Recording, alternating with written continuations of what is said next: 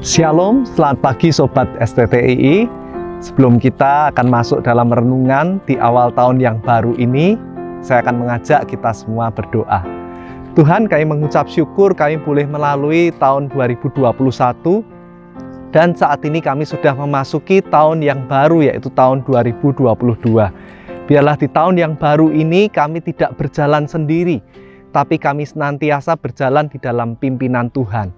Sehingga tahun ini menjadi tahun yang penuh keberhasilan dan semua itu boleh mempermuliakan nama Tuhan.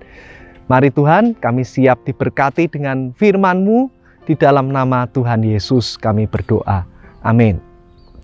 Nah, ragi renungan pagi hari ini saya ambil dari Keluaran pasal yang ke-33.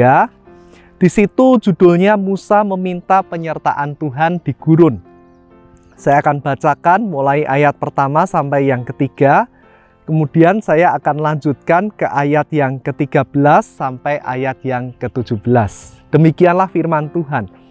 Berfirmanlah Tuhan kepada Musa, "Pergilah, berjalanlah dari sini engkau dan bangsa itu yang telah kau pimpin keluar dari tanah Mesir, ke negeri yang telah kujanjikan dengan sumpah kepada Abraham, Ishak dan Yakub.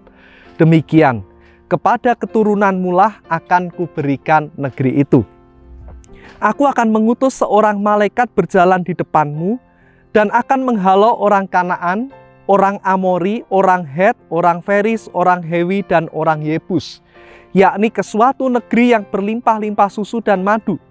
Sebab aku tidak akan berjalan di tengah-tengahmu, karena engkau ini bangsa yang tegar tengkuk, supaya aku jangan membinasakan engkau di jalan." Saya akan lompat ke ayat 13. Inilah doa permohonan Musa kepada Tuhan ketika Tuhan berkata bahwa Tuhan tidak akan lagi berjalan di tengah-tengah mereka, namun hanya malaikat Tuhan yang akan Tuhan utus untuk memimpin perjalanan mereka. Mari kita lihat bersama apa respon Musa. Musa berkata demikian, "Maka sekarang jika aku kiranya mendapat kasih karunia di hadapanmu, beritahukanlah kiranya jalanmu kepadaku, sehingga aku mengenal engkau, supaya aku tetap mendapat kasih karunia di hadapanmu. Ingatlah bahwa bangsa ini umatmu."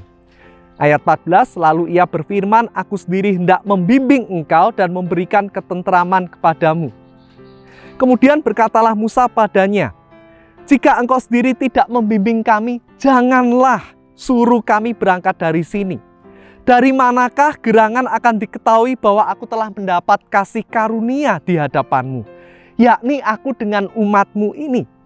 Bukankah karena engkau berjalan bersama-sama dengan kami, sehingga aku dengan umatmu ini dibedakan dari segala bangsa yang ada di muka bumi ini?"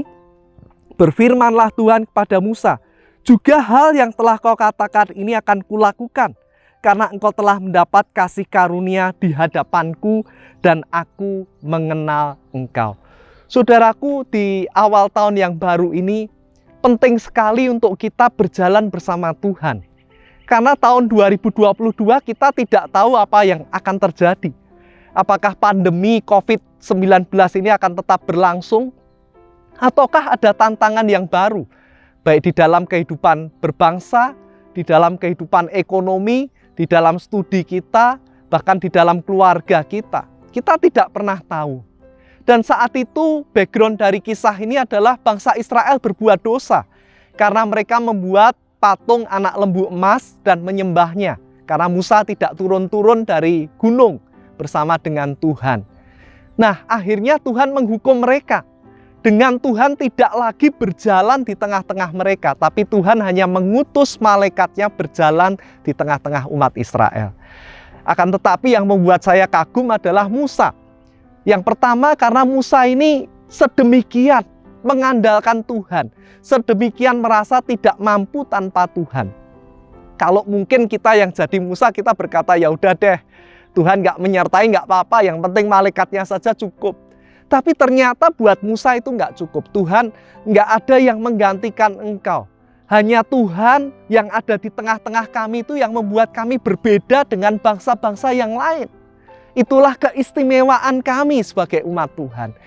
Nah saudara, dari bagian pertama ini kita belajar Marilah 2022 ini kita nggak jalan sendiri. Sekalipun kita punya pengetahuan, kita punya gelar, kita punya pengalaman, kita punya kehebatan, tapi kita mau tetap andalkan Tuhan. Lebih dari siapapun. Mungkin kita punya gembala, kita punya hamba Tuhan yang jadi panutan, itu hal yang baik. Tapi marilah kita tetap andalkan Tuhan, tetap minta dituntun Tuhan lebih dari siapapun. Lalu yang kedua yang kita bisa belajar dari Musa, dia mengidentikan dirinya dengan bangsa Israel. Dia nggak berkata, ya salah mereka dong. Yang nyembah lembu emas kan mereka, aku ya aku, yang penting aku dituntun Tuhan, terserah mereka nggak dituntun Tuhan. Tapi Musa selalu pakai kata ganti kami. Tuhan, aku dan bangsa ini. Tuhan, kami ini. Nah, ini satu sikap yang menunjukkan bahwa Musa ini tidak egois. Dia merasa memiliki bangsa itu. Dia merasa jadi bagian dari Israel. Dia merasa memiliki pelayanannya itu.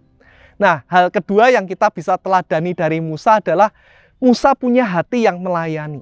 Musa punya hati yang nggak egois, saudaraku. Dia nggak berkata, kamu yang salah, aku yang benar. Tapi Musa sebagai pemimpin merasa kalau mereka salah, aku juga berarti salah. Tapi aku mohon kasih karunia Tuhan. Saya mohon kemurahan Tuhan. Tuhan mengampuni kami dan Tuhan tetap menuntun kami. Lalu yang luar biasa, yang ketiga adalah ternyata sekalipun bangsa Israel sudah berdosa, lalu Tuhan mau meninggalkan mereka dan hanya mengutus malaikatnya. Tapi karena doa seorang Musa yang begitu berharap, begitu memohon, begitu mengandalkan Tuhan, ternyata di ayat terakhir yang kita baca, Tuhan mau kembali untuk menuntun mereka. Nah, saudara, mungkin 2021 dalam hidup saya sendiri atau hidup kita semua, kita seringkali terlalu berani. Tuhan belum kita mintain pendapat, kita sudah melangkah. Baru Tuhan suruh menyesuaikan dengan kita. Tapi mari 2022 ini, saudara, kita belajar untuk mengikuti apa yang Tuhan mau, bukan apa yang kita mau. Tuhan berjalan kemana, kita ikut kemana. Kita minta tuntunan Tuhan, bukan kita melangkah dulu baru kita minta persetujuan Tuhan. Baik itu dalam pacaran, baik itu dalam studi kita, dalam pelayanan kita mau tetap andalkan Tuhan lebih dari siapapun. Kiranya renungan pagi hari ini menjadi bekal untuk kita memulai dan menjalani tahun 2022 ini bersama Tuhan. Mari kita berdoa. Tuhan, kami sadar, kami sangat-sangat terbatas. Kami tidak maha tahu. Tanpa Tuhan kami akan gagal. Tanpa Tuhan kami tidak mampu untuk bisa melalui segala tantangan di tahun 2022 ini. Karena itu Tuhan, dari firman pagi hari ini kami belajar, kami perlu Tuhan, kami butuh Tuhan lebih dari siapapun, lebih dari apapun. Kiranya Tuhan terus menuntun kami. Ampuni kalau 2021 kami sering tidak taat, kami sering jalan sendiri. Tapi 2022 ini pimpin kami Tuhan. Yang kedua, kami juga belajar, beri kami hati seperti Musa yang tidak egois Tuhan. Kami mau jadi pemimpin, kami mau jadi pelayan yang tidak egois, yang membawa orang-orang dalam pelayanan kami bersama-sama masuk ke dalam rencana Tuhan. Bahkan yang ketiga, kami mau belajar, ternyata kami bisa melunakkan hati Tuhan. Hari ini sekali lagi kami mohon, sepanjang 2022, bahkan sampai akhir nanti Tuhan, terus pimpin kehidupan kami, terus bawa kami masuk rencana-Mu, terus naungi kami dengan kekuatan-Mu, sehingga kami boleh berhasil menggenapi rencana Tuhan, dan Tuhan dipermuliakan dalam hidup kami. Terima kasih Tuhan, kami lalui, kami jalani tahun ini bersama dengan Tuhan. Di dalam nama Tuhan Yesus kami berdoa. Amin. Selamat pagi Sobat STTII, selamat beraktivitas, sukses selalu di dalam Tuhan. Amin.